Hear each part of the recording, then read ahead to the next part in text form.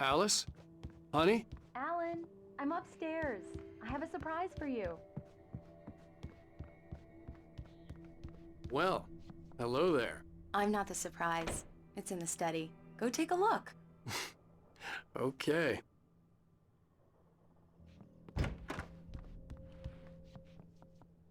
Surprise!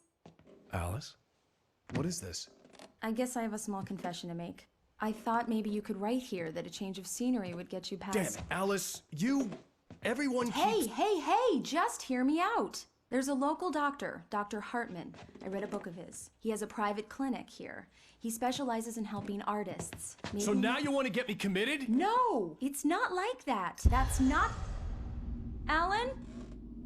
Alan? Just don't! I don't want to hear it! God damn it, Alice! God damn it! I knew she wouldn't follow me in the dark. I needed some time alone to think things through.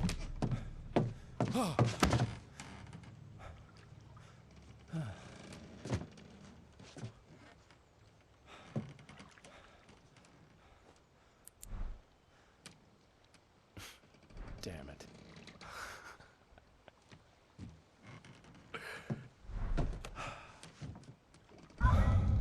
Alice? Alice? Alice! The cabin had gone dark. All the lights were out. Alan, where are you? Help! Alice, I'm coming! It's all right, I'm coming! No! What the hell? Alan, help me! Alan! No! Ah! Alice? Alice?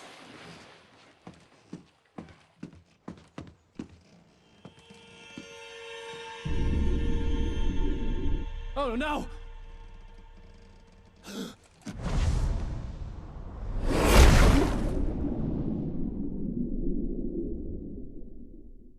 Keep going, Alan. Wake up. Alice?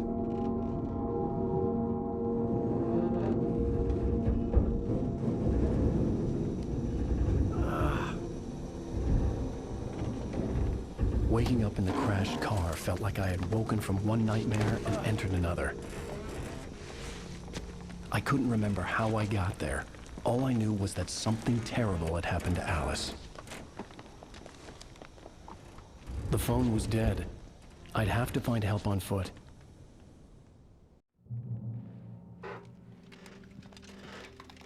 Among Alice's things was a book, The Creator's Dilemma, by a Dr. Emil Hartman.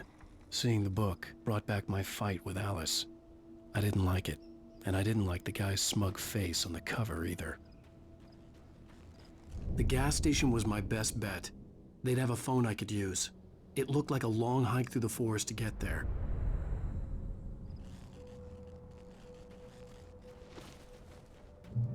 Damn.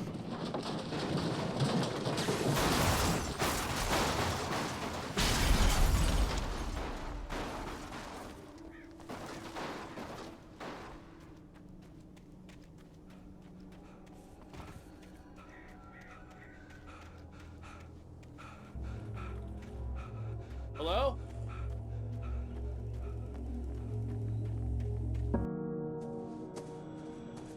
Hello? Is someone there?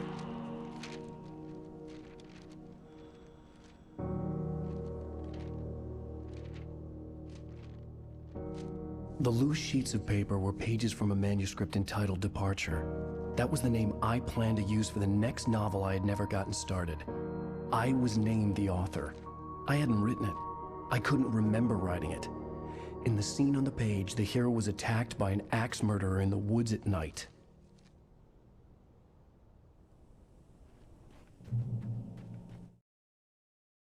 The man turned to face me. His face was covered in shadows. It was hard to make him out in the darkness of the forest that surrounded us, but the axe he lifted was plain to see. It glistened with the blood of his victim. He grinned madly. The shadows were alive, distorting his features. It was a scene from a nightmare, but I was awake. Departure by Alan Wake.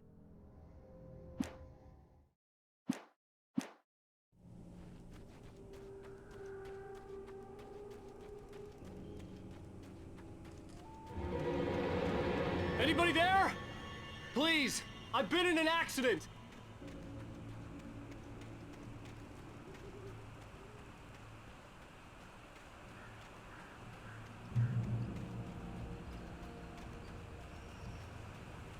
The lights up ahead were a good sign. Maybe I wouldn't have to hike all the way down to the gas station to find a phone.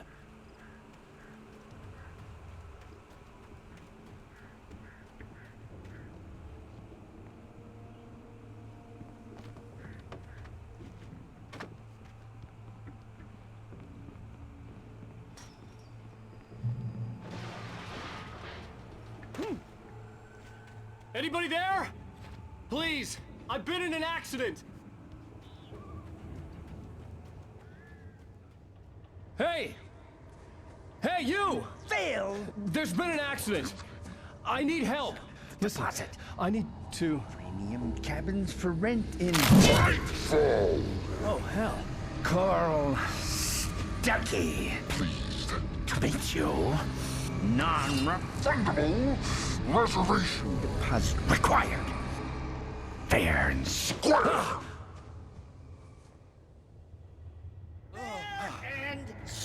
where Carl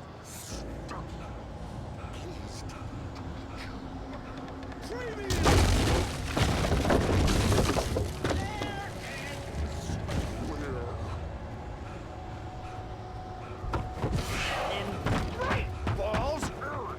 You to arrive. You lose. the deposit. It's the latest thing. I had to figure a way out of this. Any second now, and Stuckey would be knocking on the door with his axe like Nicholson in The Shining.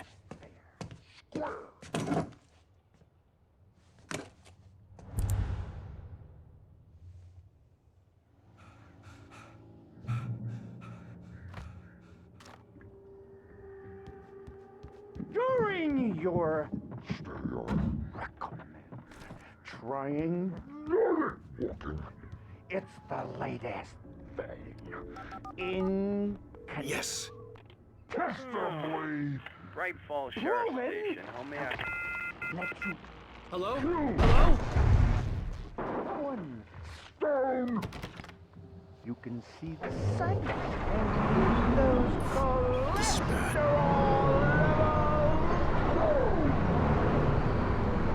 I wasn't about to open the door, as long as I was liable to catch an axe with my forehead.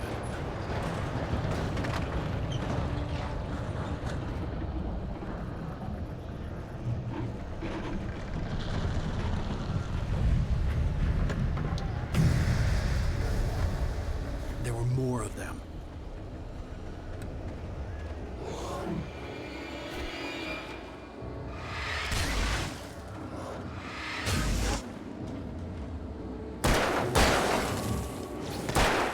My head pounded with a concussion. I'd never fired a gun outside a shooting range, and now I just killed someone. Or something. There were no bodies. They just disappeared. If I was dreaming, it felt real enough to make me sick. The dark forest was the last place I wanted to go, but I had no choice. I had to get to the gas station.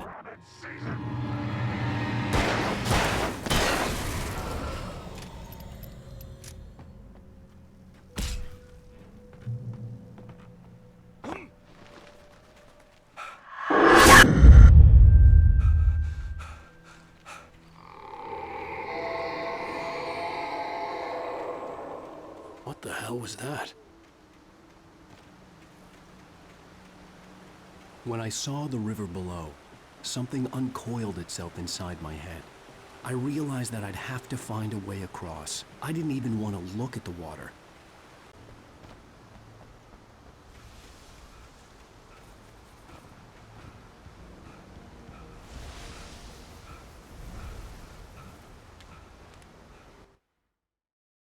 Barry Wheeler was bouncing off the walls.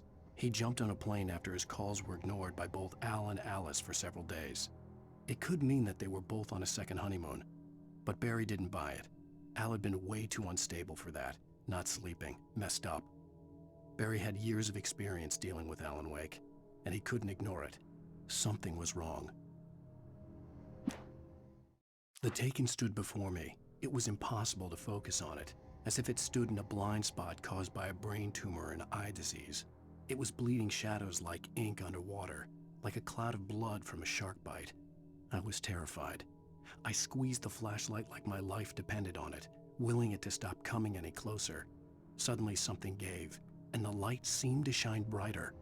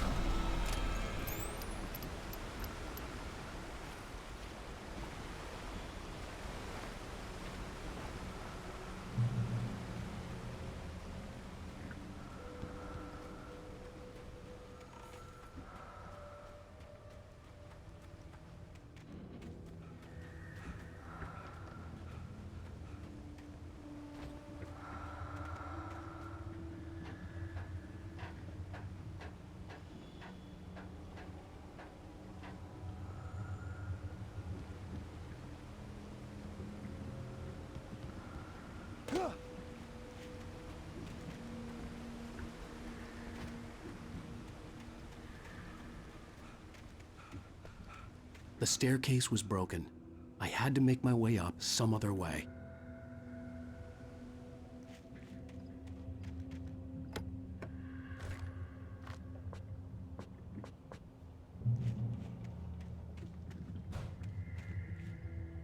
There was no power. There was bound to be a generator somewhere at the logging site.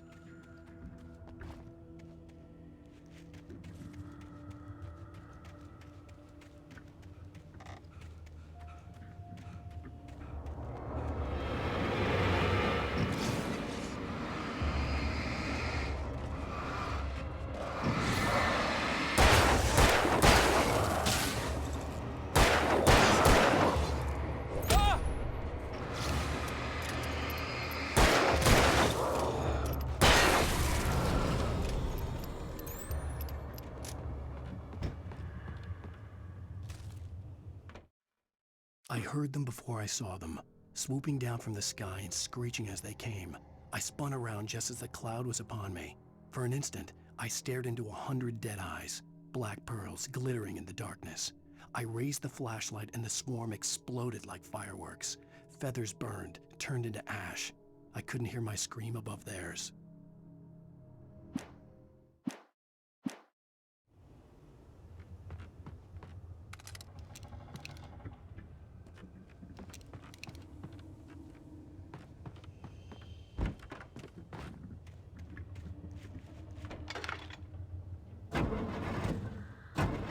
With all this forestry equipment around, there had to be something I could use to reach the top.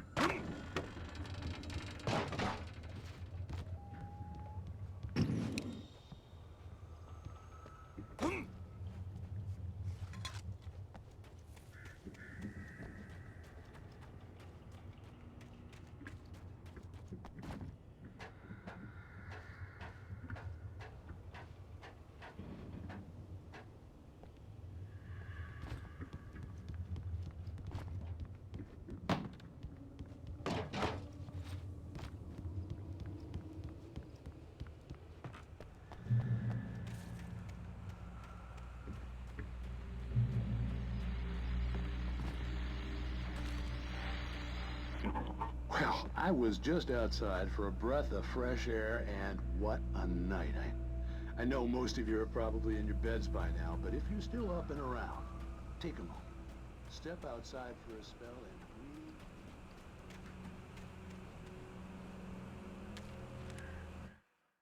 At first, I kept finding the pages as if by accident. The book I couldn't remember was either a terrible and true prophecy or an act of creation that had rewritten the world. I began to hunt the pages feverishly, for they held the answer to the mystery. With it, I could save myself. With it, I could save Alice.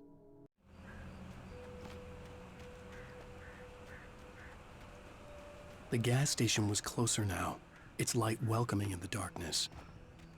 Paul makes the best dogs in the state. Belly Burster is the best with no contest. Monster Dog is second best. The famous dog is...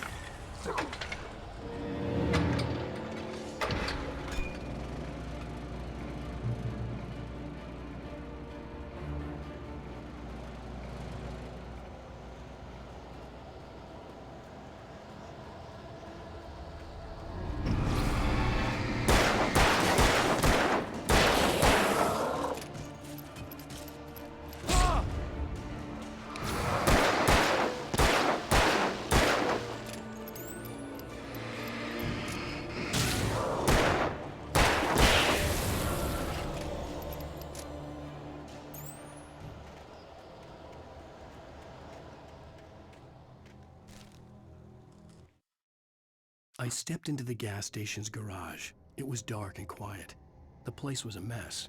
It looked like someone trashed the place or that there'd been some kind of fight. Light spilled into the room through an open door at the back, and I made my way toward it. Without any warning, I was blinded by a bright light. An old portable TV on the shelf had come alive by itself. Impossibly, I could see myself on the screen, talking like a madman.